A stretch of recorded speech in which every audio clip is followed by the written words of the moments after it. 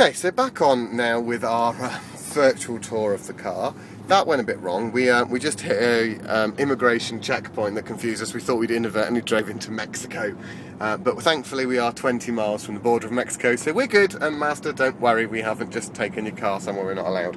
So back on to what I was saying. Don't worry about the fags, Mazda. They only smoke when we get outside the car, or when I get outside the car. So all of this is standard with the CX-9, and it's the same on the CX-7. It's this bit that changes it. The CX-7 just gets the smart nav system up here, which is a very small 3.5-inch window, full screen. I mean, it's a brilliant, brilliant system. It's one of the best sat navs I've ever used. But the CX-9 gets a full touchscreen display, which also tilts, which I can't find now, but you can tilt it, which seems a tad pointless, really. But it does open fully out as well. So you can load CDs in behind that, and you can change your navigation CDs. So for instance, we were on the East Coast and we had to change to a West Coast sat nav CD. Then in this little thing here, I don't know if you can see that, we have all the information about what's going on in the car. So we've got the outside temperature here, which I don't think you can see. There we go, outside temperature there. Then we've got this is the radio channel we're currently listening to. Then we've got information about the air conditioning, and then we have our air conditioning temperature. Now over here, in between the steering wheel, fairly standard layout, as with the CX-7. The lovely steering wheel with its touch remote controls for the stereo, the Bluetooth, hands-free for the Bluetooth, answer as well. We've got cruise control over here. We are keyless. There's the key, and here's the actual key for the car, wherever that is. It's very difficult to do this. I don't think you people understand how difficult it is to use a camera in a moving car. This potentially was not our finest idea. So it's fully keyless. And then in the back, now this is where things really change. With the CX-7, it's a 5-seater, and it's a lot smaller. But with this one, because it's the CX-9, we get this massive, great long thing, and in the boot there, which we've actually got full of luggage, as you can see there, and significant luggage, we should add. That is 2 people's luggage for a 3.5-week trip, including all of our filming gear. And in there's 3 full-size suitcases and 2 travel suitcases, 2 small suitcases, and 2 cabin-sized suitcases for your hand luggage. So yeah, good size boot. And then we come down to the back seats. Now, as you can see, this has got a beautiful interior in it. It's a twin colour interior, cream and grey. In the back here, in between where the third seat, as it were, we have this snazzy little cubby hole there. And we've got cup holders, twin. We come down here, and this is the rear passenger. So there you go from that perspective of the rear passenger. This is the air conditioning for the rear. It's dual zone, which is really nice. So it's front and rear, we can control it. Air vents, and then there's the floor of the car. As you can see, it's fairly spacious. There is more than enough legroom there for 3 adult passengers, and we have noticed when we turned the when we actually put the seats up in the rear, the 7 seats, that there is plenty of space there. It is a full 7-seater. It's massive.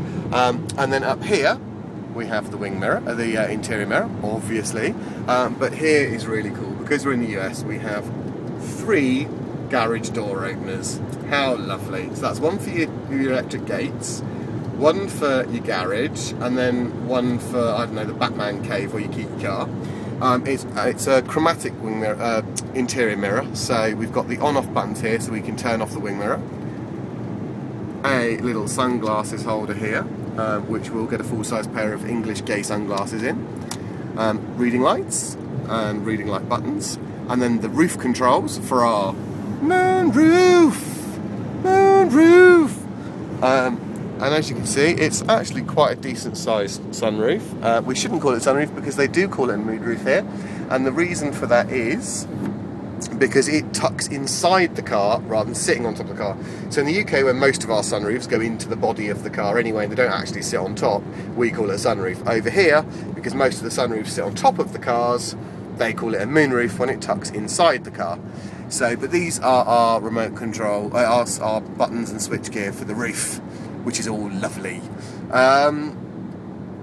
Other than that, other than talking about this fantastic wood trim we have, which actually does look like wood, the interior is really, really sporty. And when Marcus first took over driving, he actually commented that when you sat in the passenger side of the car, which is just my lovely legs, look at those calf muscles.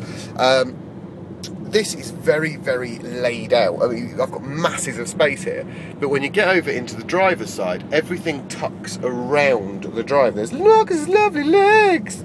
And it tucks round the driver to create almost like a sports cockpit. So it keeps the zoom motif going throughout, which is Mazda's global message, through sportiness, through design and styling, rather than massive great engines. He says in a 3.7 litre V6 petrol. So yeah, so that's kind of it really. Obviously on Marcus's door over there, he has all the electric switches. For the windows and the door and the petrol cap and everything, but then I also have a locking button on my door, which is really nice. Backseat passengers, not so lucky, they just get locked in. So yeah, this is a black and cream trim. It is a beautiful, beautiful trim that they've put on this car. Now, obviously, when they sent it to us and they dropped it off for us, it had 6,000 miles on it, somewhere around there, and we have obviously killed the mileage on it. We're already up to 9,200, and I have to say, we haven't had a single problem. We did have a very minute issue with the traction control turning off, and we had to accelerate quite quickly away from a standstill when we were coming onto the I-10 one time.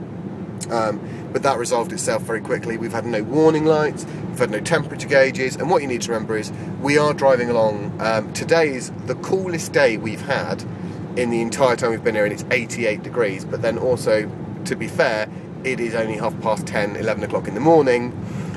Come lunchtime, it'll be up in 102, and we're driving this car for 10 to 16 hours a day in 102 degree temperatures, pretty much non-stop, just stopping to fuel, get a drink, and giving the car half an hour, 20 minutes to cool down. So it is a constant temperature test. This is a constant driving test as well, and there is nothing at all to make you think that this car wouldn't quite happily do hundreds of thousands of miles a year without any problems or issues or servicing problems at all.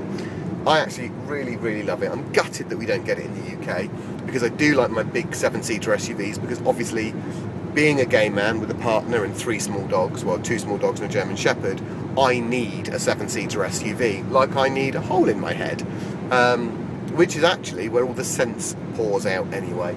Another hole in my head, because obviously I have several holes in my head already.